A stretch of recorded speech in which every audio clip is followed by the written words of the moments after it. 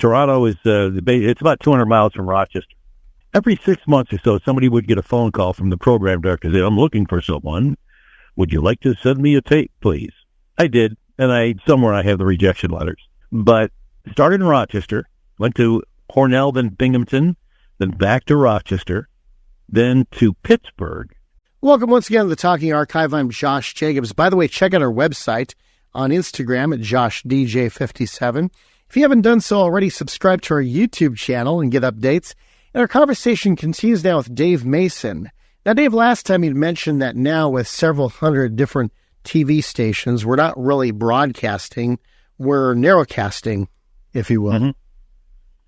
You know, the big four networks still seem to garner a very large audience, which I find that still pretty amazing. And when I turn the TV on, I'll start with ABC, NBC, Fox, and CBS, and then go down the line. I mean, a lot of the other stuff is terrible. Mm-hmm. But, and then basically the same with radio. I mean, I sat in the backyard yesterday and dialed around the AM band looking for something worthwhile to listen to. Maybe there were 3 or 4 mass appeal stations.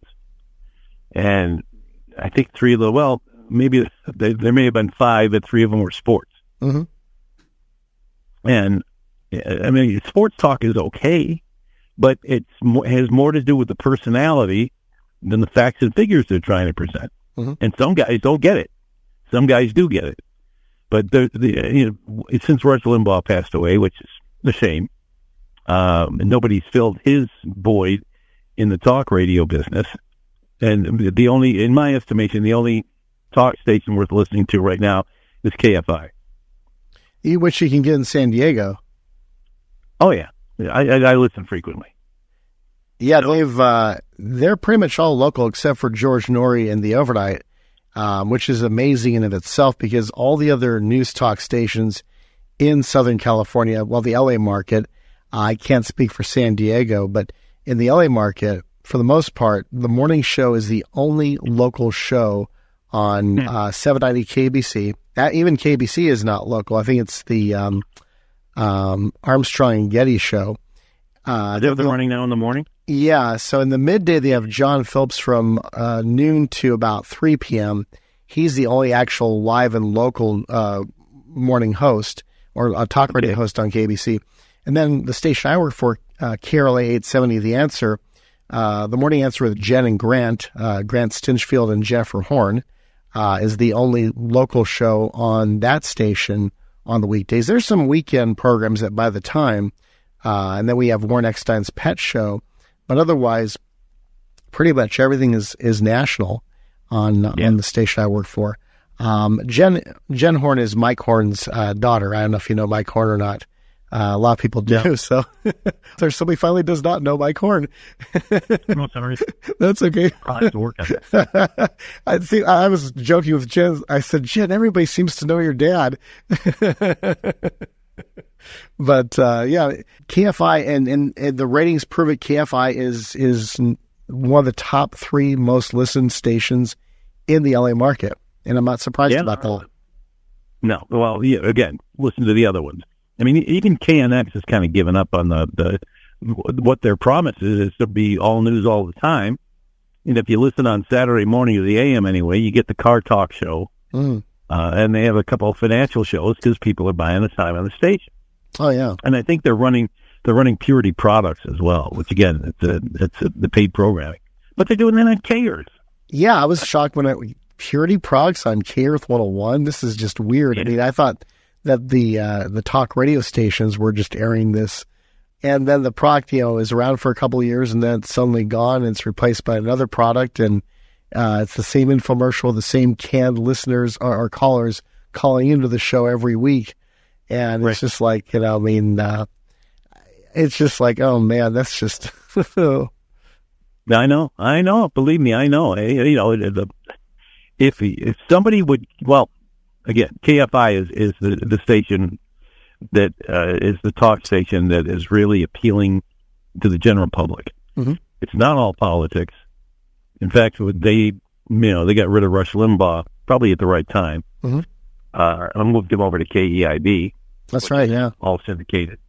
And, they're dealing with LA topics. They're dealing with LA people. And, obviously people, at least during the week, people like it. The financial shows on the weekend, they're obviously paying for the airtime. It's a way for the station to make money on the weekend. And I understand that, but it's not really very compelling radio. So. Yeah, I mean, there is Leo Laporte, the computer guy, is pretty interesting. Then I don't know if Mario Martinoli is still on with food, but he had a really good talk show because somebody would say, "Hey, Mario, I'm looking for a good Italian restaurant." He says, "Okay, where do you live?" "I live in Culver City." "What part of Culver City?" "I live here." "And what street is it near?" And he was able to like narrow it down to the best Italian place right around that person's block, pretty much. What station was he on? Well, he was on KFI, but this was many, many years ago. I don't think he's on anymore. But no, they have on Saturday afternoon. They have the food report. That's right, with Neil Saavedra. Neil Saavedra, yeah, who's also very good. Also the host of the Jesus Christ program. Yeah. That kind of blew me away. I came out here for my job interview back in '99, and I was here on a Sunday, and I heard the Jesus Christ show. I thought, oh, what a great idea! What a great idea! Oh yeah, and it's handled. He handles it so well. Oh yeah, I mean, he does it with all the reverence that you possibly can. It's not a parody. It's not comedy, and it works out so well. And again, and this because you're working with the talk radio station, so you have to have the right producer too to make sure that the right people get through and the wrong people don't. Exactly. Yeah. So you've been in Southern California since 1999? Yeah, that's when I got out here. Cool. What other markets besides after you were at? Did you ever go to CKLW? Because I remember you talked about that with the program director Paul Barsky. Oh yeah. Did he hire you at CKLW? I never worked at CK. Too bad. So sad. The closest I came to anything big like that was being interviewed for jobs at Chum in Toronto. Oh yeah, because Toronto is it's about 200 miles from Rochester, and every 6 months or so, somebody would get a phone call from the program director. Say, "I'm looking for someone. Would you like to send me a tape, please?" I did, and somewhere I have the rejection letters. But I started in Rochester, went to Cornell, then Binghamton, then back to Rochester, then to Pittsburgh, great city. Yeah. Back to Rochester, and then Buffalo, Cincinnati, Pittsburgh again, Buffalo again, back to Cincinnati again, and then San Diego in 1999. And I first came out to San Diego. I was in the Army out here. I spent my last year at the Army in a branch of Fort Ord. And really, that was in 1971 when radio was changing big time. So I got to KFRC, KHJ, the FMs, and thought, this wouldn't be bad. It's just that the lifestyle where we were stationed was not your typical California. It was farm, and it was rural. It was agriculture, and there were wineries and a lot of farms. And I thought, this really isn't for me. So I wanted to get back home and get back on the radio, which I did. Well, yeah, when you came out to San Diego in 71, you had like 136 KGB Boss Radio, and then you had 1170 KCBQs, the two top 40 stations always competing against one another and hiring jocks away from one another whenever more had a budget to do so. Were there some FM stations that were stand out to you in San Diego back then? They didn't really exist then. I mean, there was KGB FM, which was running Drake's automated solid gold rock and roll. The same with KHJ FM. KFRC's FM was KFMS, I believe. And they were doing the same thing. So nobody's really paying attention to the FM stations at the time. Maybe there was KSAN, and maybe there was something going on at Los Angeles, but I wasn't aware of it. We were stuck about halfway between L.A. and San Francisco. So with a good FM antenna, we could get L.A., Fresno, Bakersfield, Los Angeles, Santa Barbara, but FM really, the only station I really enjoyed listening to at that time on FM was K101. Yeah, up in San Francisco. In fact, that station has been recreated online. Yeah. So FM hadn't taken off yet, and it was only a matter of time.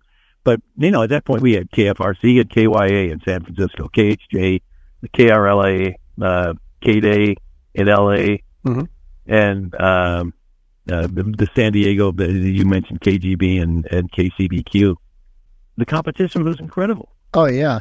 KRLA was really neat because you could actually go down to the studios and watch the DJs doing their shows from the carriage house at the Huntington Hotel. That's great. And then when it was kind of a free-form AM and FM format, B. Mitchell Reed was the morning DJ there. He had been hired over from the Mighty Met KMET 94.7, and he used to encourage his listeners to go on a donut run for the Beamer.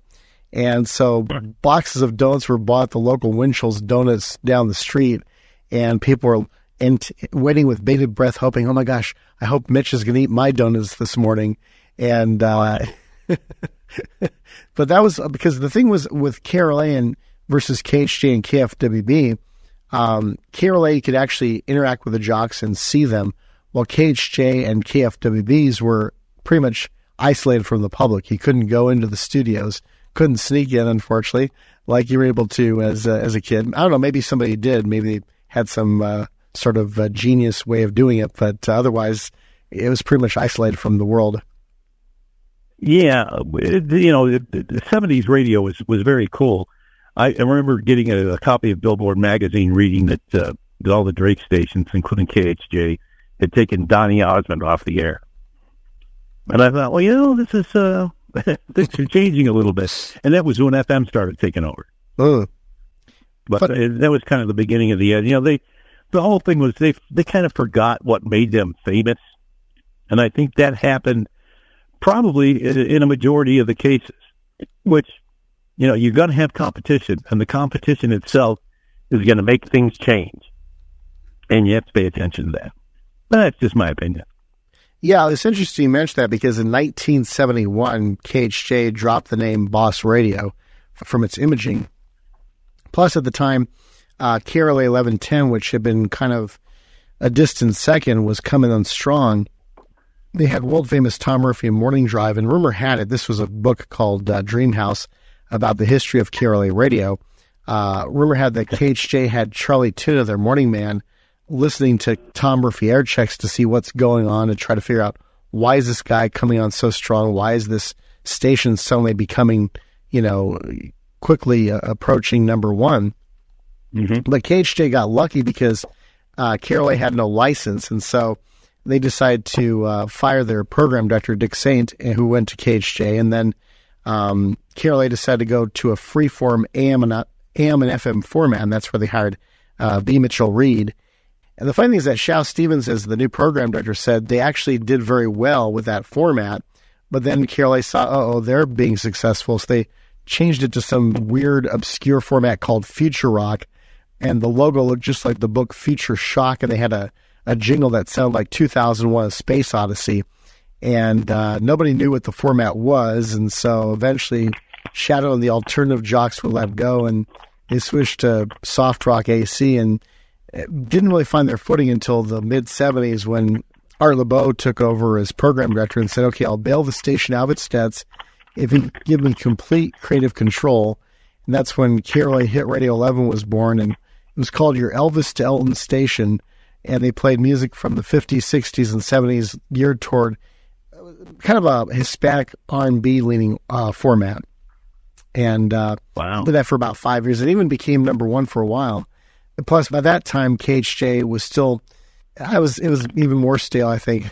It was just not finding its footing at all. And plus, FM was coming on strong, and you had a couple of FM stations like KKDJ 102.7, and then K100, which Robert W. Morgan and the Real Don Steele went to in 1973 when Drake was fired from the RKO system and came over to, I think he and Gene Chanel about that frequency for a while.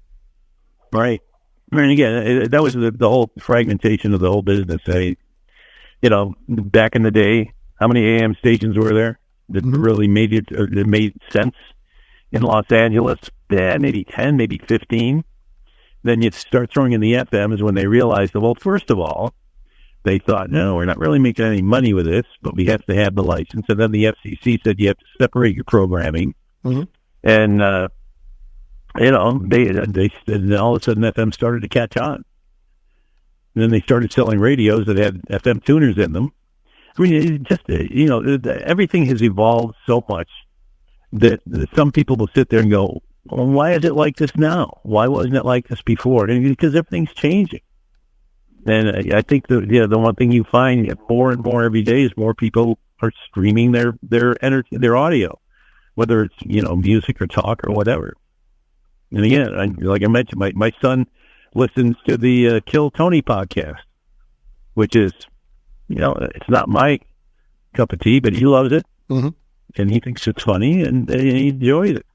You don't find stuff like that on traditional radio. It's just not there. And if you do, you'll get 10 minutes of it, and then you get another 10 minutes of commercials. True, yeah. It's tough.